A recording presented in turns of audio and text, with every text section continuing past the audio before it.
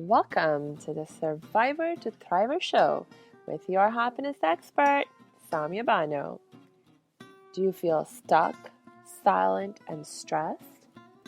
Is something hurting your heart and soul? Are you burning yourself out? If so, you are in the right place because this is the podcast people from all over the world join in to learn exactly how to stop suffering and start living with inner peace and joy. Let's get started. Hey, welcome back to the Survivor to Thriver show. Last episode, I raised the question of what do we need to increase our sense of faith and trust?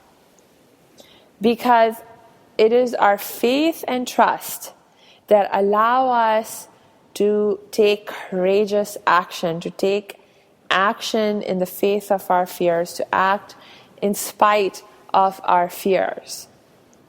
Because the fears are there, right? And it's natural for fear to come up.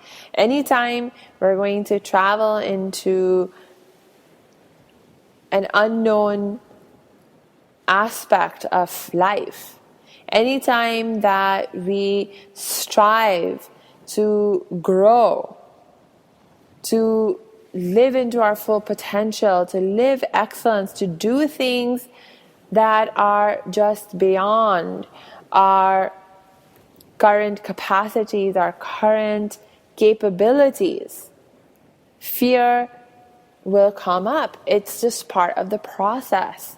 It's just part of how we deal with life.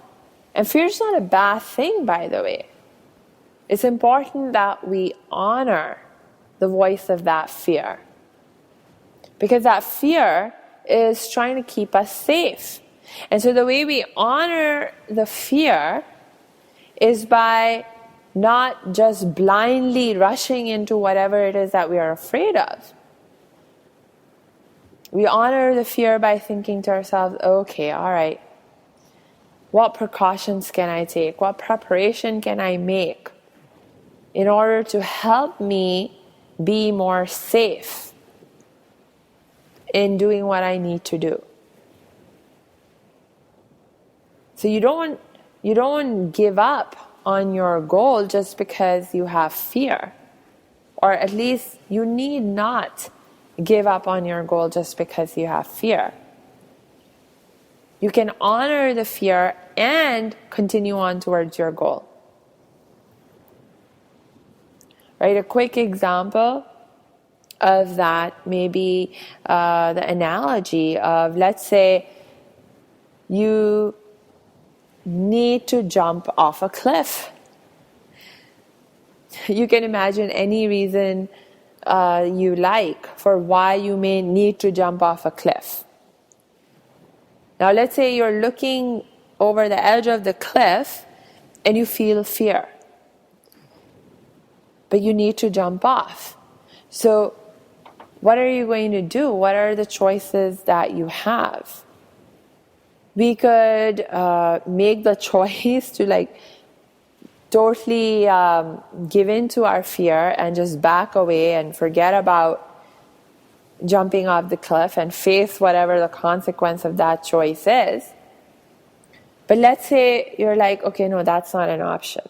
I have to jump off. So then what? You could just jump off. You could be like, oh, I'm afraid, but I have no choice. I have to jump off. So you just jump off. And then, as likely as not, you will fall down. When you hit the bottom, you'll grievously injure yourself. And then your fear will be justified. And then you'll beat yourself up if you're still alive. To tell the tale or to reflect on what happened, you'll beat yourself up. Like, oh, why did I do this? How stupid could I be? Why didn't I listen to the voice of that fear that was warning me, that was concerned about my safety? But look, that's not the only way. You could be like, okay, all right, so I'm afraid. The fear is warning me. that this could be dangerous, and it's concerned about our safety. Okay, but we need to jump. So what can we do to help us jump more safely? So maybe we could get a bungee rope, or maybe we could get a hang glider, or maybe, we could figure out some other way to get down the cliff. That would be much safer. So we can honor the fear that we have, the voice of that fear, and at the same time honor the other need that we have to move forward, to move ahead, and achieve whatever goal it is that we're going for. So let's not that be an excuse. The presence of fear is not an excuse to give up on our goals. Similarly, when we are dealing with fear in the context of I don't have enough faith and trust in whatever it is that I need to have faith and trust in to move forward, to move ahead, that lack of faith and trust is not an excuse to back away from the goal or from moving ahead. It's like, no, actually that fear that you feel due to lack of faith and trust, you actually need to honor that voice of that fear and be like, okay, all right, what's the actual concern over here? Where is there any potential danger to my safety, to my well-being? And what can I do about it? What can I do about it? So as we think about how can we increase our faith and trust, see, ultimately, you have to take action. You have to take action. You have to act in the face of your fear. You have to just sort of feel the fear and do the deed anyway. Because faith and trust, you can only strengthen it through experience. Right? Faith and trust is earned. Like, let's say if you're talking about trusting another person. You see, it's like you have to interact with that person. You have to go through life's challenges with that person and experience how they support you or not before you can really trust them or deepen your trust in them, because the trust is a function of our experience. It's something that happens over time. It's not something we can just assume. You can't just assume that, that other person is trustworthy. On what basis are you making that assumption? If it's not been tested, if you've never had an experience of being in a difficult, challenging situation, and that person standing by you, doing their best to help you and support you, how do you really know that you can trust them? You don't, right? So trust is earned. Trust comes over time. Trust comes through experience. When you see the evidence, you build your trust. So if it's trust in yourself, it's the same thing. You see, it's like if you have a history of not acting in integrity with your own values, with your own intentions, you are not going to be able to trust yourself.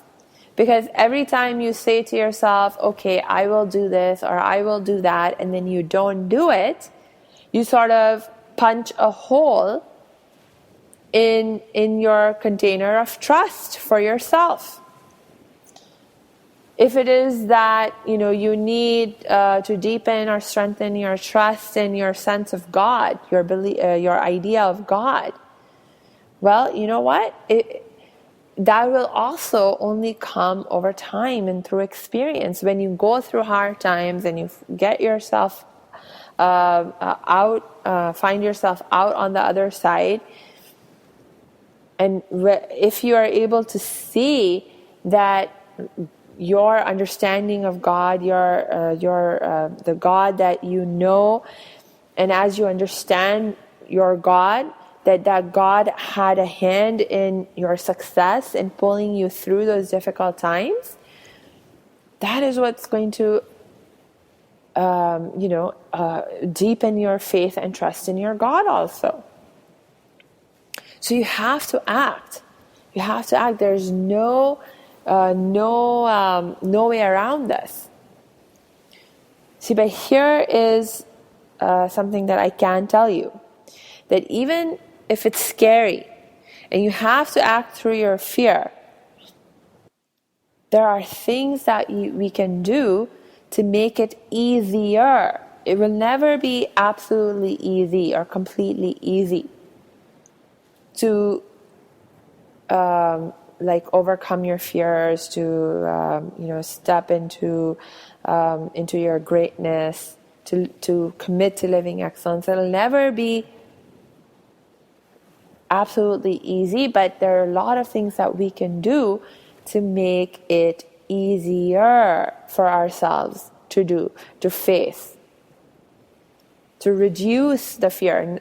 It may never be eliminated, but it can be significantly reduced at least to the point that you're able to manage it, that you're able to handle it enough so that you are in control of your emotions, you are in control of your fear rather than your fear or your emotions being in control of you.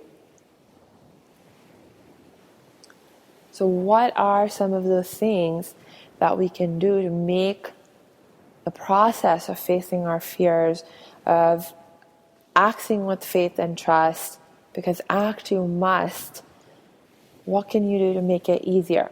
Think about that, and I will share my reflections on this matter with you next time. In the meanwhile, remember, if you find yourself struggling with this, please don't continue to struggle with it on your own. Reach out for help and support. And I'm one person that you can reach out to. Just go to my website at www.academyofthriving.com. Click on the Contact Us page and you'll see how we can connect. So until next time, I wish you lots of peace and joy.